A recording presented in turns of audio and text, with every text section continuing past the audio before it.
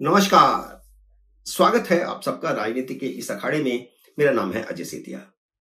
मित्रों, ऐसी दो खबरें आई हैं जिनसे आम आदमी पार्टी के तीनों बड़े नेता नंगे हुए हैं।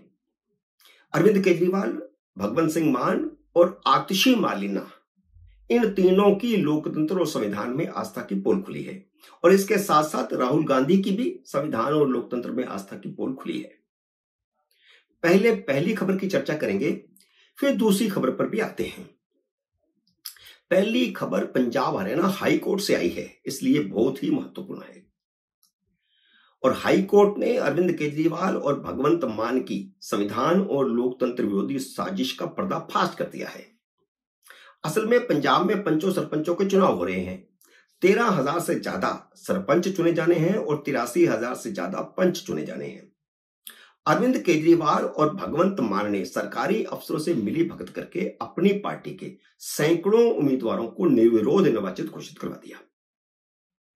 ऐसा नहीं है कि आम आदमी पार्टी के उम्मीदवारों के सामने किसी ने पर्चा नहीं भरा था। सैकड़ों लोगों ने पर्चे भरे थे, लेकिन इनके पर्चे रद्द कर दिए गए। जिनके पर्चे रद्द हुए उनमें से 250 लोग पंजाब हरियाणा हाईकोर्ट चले गए।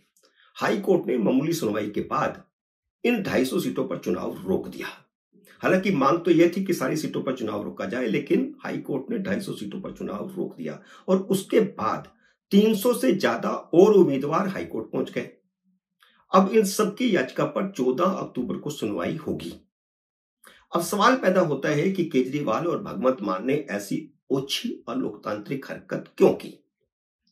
तो इसकी वजह है, पंजाब में जिस तेजी के साथ आम आदमी पार्टी उभरी थी, उससे भी ज्यादा तेजी से लोगों के दिमाग से उतर चुकी है। 3 साल पहले जिसे प्रचंड बहुमत विधानसभा में मिला था, वह लोकसभा चुनाव में 13 में से सिर्फ 3 सीटें जीत पाई।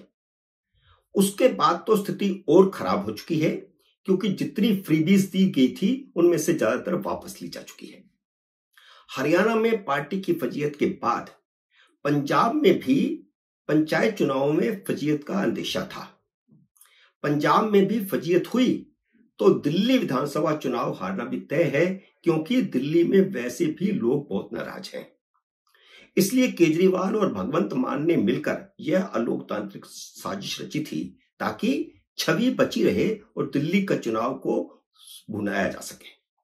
लेकिन चुनावों में धांधली तभी कामयाब होती है जब चुनाव करवाने वाले अफसर साथ हों। तो आम आदमी पार्टी के साथ मिलकर चुनाव में फ्रॉड करने वाले रिटर्निंग ऑफिसरों पर अब गाज गिरेगी। अलबत्ता हाईकोर्ट ने डिस्ट्रिक्ट कलेक्टरों को कह दिया है कि उन पर कार्रवाई की जाए और उसकी रिपोर्ट हाईकोर्ट में पेश की जाए। पंजाब की इस घटना से राहुल गांधी भी कटघरे में खड़े हो गए हैं, क्योंकि इंडी अलायंस जिन दलों के सांसदों ने संविधान को हाथ में रखकर उसकी रक्षा की शपथ ली थी, वे भी आम आदमी पार्टी की इस करतूत की जिम्मेदारी से भाग नहीं सकते। लेकिन हाई कोर्ट में गई इस याचिका का एक दूसरा पहलू भी है। हाई कोर्ट ने एक ऐतिहासिक फैसला दिया है, पहली सुनवाई के दौरान ही, जो सारे देश के लिए नजीर बनेगा। हाई कोर्ट का यह फैसला अगर बरकरार रहता है, बरकरार रहने का मेरी मुराद इससे है कि हाई कोर्ट में अपनी जो फैसला होगा रिटर्न, उसमें इसका जिक्र करता है, और उसके बाद अगर ये मामला सुप्रीम कोर्ट में जाता है तो सुप्रीम कोर्ट भी अगर उसकी पुष्टि करता है, तो यह पूरे देश में वोटिंग का ट्रेंड ही बदल देगा। क्योंकि हाई कोर्ट ने कहा है कि कोई भी चुनाव बिना वोटिंग के वैलिड नहीं होगा। इसका मतलब है कि कोई भी अब निर्विरोध नहीं चुना जा सकता। भले ही एक ही उम्मीदवार मैदान में हो, वोटिंग तो करवानी पड़ेगी। ऐसी स्थिति पर हाईकोर्ट क्यों पहुंची, इस निर्णय पर हाईकोर्ट क्यों पहुंची, उसकी वजह है कि अब चुनाव व्यवस्था में नोटा का प्रावधान है। वोटरों को इस पर वोट डालने का अधिकार है कि वह जो एक उम्मीदवार बचा है वह भी उन्हें मंजूर है या नहीं। वोटिंग में उस एक उम्मीदवार से ज्यादा वोट नोटा को मिले तो चुनाव रद्द हो जाएगा।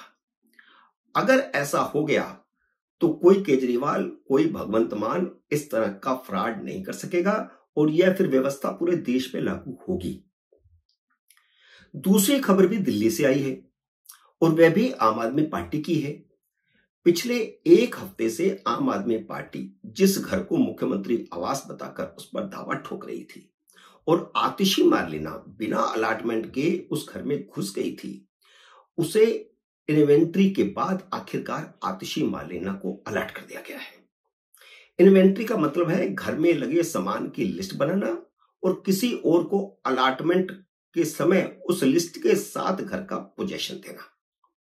क्योंकि केजरीवाल ने पीडब्ल्यूडी को चाबी ही नहीं दी थी, इसलिए वह घर आतिशी को अलॉट ही कैसे किया जा सकता था। लेकिन आम आदमी पार्टी कह रही थी कि अलॉटमेंट की क्या जरूरत है, मुख्यमंत्री का आवास है, मुख्यमंत्री वहां पर रहेगा।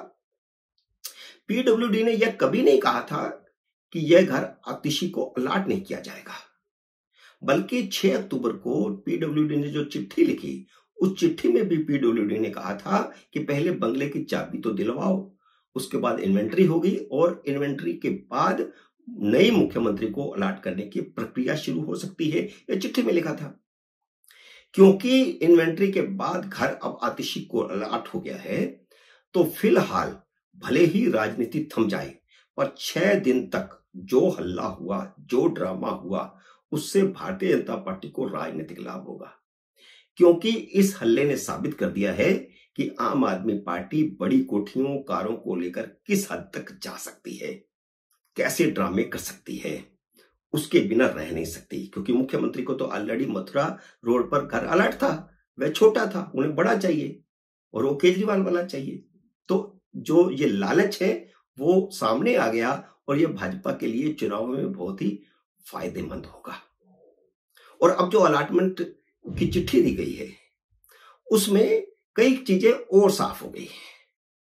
उस चिट्ठी में यह भी कह दिया गया है कि यह जनरल पूल के बाकी बंगलों की तरह ही बंगला है, यह मुख्यमंत्री निवास नहीं है, क्योंकि दिल्ली में कोई मुख्यमंत्री निवास है ही नहीं और इस बंगले को मुख्यमंत्री की रिक्वेस्ट पर अलॉट किया जा रहा है। और इसमें यह भी बता दिया गया है, अधिकारियों ने बताया है कि चाहे वह मदन लाल खुराना हो, साहब सिंह वर्मा हो, सुषमा स्वराज हो, शीला दीक्षित हो, वे सब अलग अलग बंगलों में रहे हैं। मुख्यमंत्री निवास, मुख्यमंत्री आवास दिल्ली में नहीं है। खुद केजरीवाल भी इस बंगले में आने से पहले 1 साल दूसरे बंगले में थे। बड़े घर के लालच में ही केजरीवाल ने यह घर अपने नाम करवाया था और फिर उसे तोड़ फोड़ करके नया बनवा लिया अवैध तरीके से, जिसकी जांच चल रही है। सच यह है कि केजरीवाल ने अपने बाप की कोठी समझ करके उसकी चाबी आतिशी मार्लिना को दे दी थी कि वह मुख्यमंत्री है, उसको बिना अलॉटमेंट अपने आप ही मुख्यमंत्री आवास घोषित कर दिया उसको।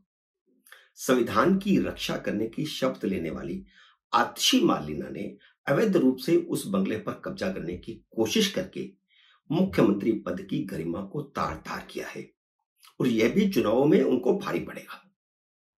अब राजनीतिक हथियार भाजपा के हाथ में है कि बंगले के लिए पूरी आम आदमी पार्टी कैसे नंगई पर उतर आ रही थी और कैसे झूठ बोल रही थी। आतिशी मार्लिना को जो अलॉटमेंट लेटर दिया गया है, उसमें रखी गई 4 शर्तें उनके झूठ की भी पोल खोलती हैं और उनके लिए बहुत खतरनाक भी हैं। चारों शर्तें बहुत जबरदस्त हैं। उनमें से 2 शर्तें तो अक्सर लगाई ही जाती हैं, लेकिन 2 शर्तें ऐसी हैं जो किसी पर नहीं लगाई गई आज से पहले। एक शर्त यह है कि 8 दिन के अंदर अलॉटमेंट को स्वीकार करना होगा। उसके बाद उन्हें कब्जे की अथॉरिटीज लिख दी जाएगी। अगर वह 8 दिनों में अलॉटमेंट स्वीकार नहीं करती तो अलॉटमेंट रद्द कर दिया जाएगा। और दूसरी शर्त यह है कि मथुरा रोड वाला जो बंगला उनको अलॉट है, वह 15 दिन के अंदर उनको खाली करना होगा। और बाकी की वे 2 शर्तें हैं जो आमतौर पर अलॉटमेंट में नहीं लगाई जाती हैं। पहली शर्त यह है कि वह इस बंगले में किसी तरह का रेनोवेशन या फर्नीचर में बदलाव नहीं कर सकती, क्योंकि बंगले में किए गए अवैध रेनोवेशन और निर्माण की जांच चल रही है। और चौथी और अंतिम शर्त यह है कि जांच एजेंसियां जब भी बंगले का निरीक्षण करना चाहेंगी, वह उन्हें सहयोग करेंगी। इन 2 शर्तों के बाद आतिशी और केजरीवाल दोनों ही पछता रहे होंगे कि विधानसभा चुनावों से पहले ये बंगले की मुसीबत क्या मोल ले ली, जो चुनावों में उनको बहुत भारी पड़ेगी।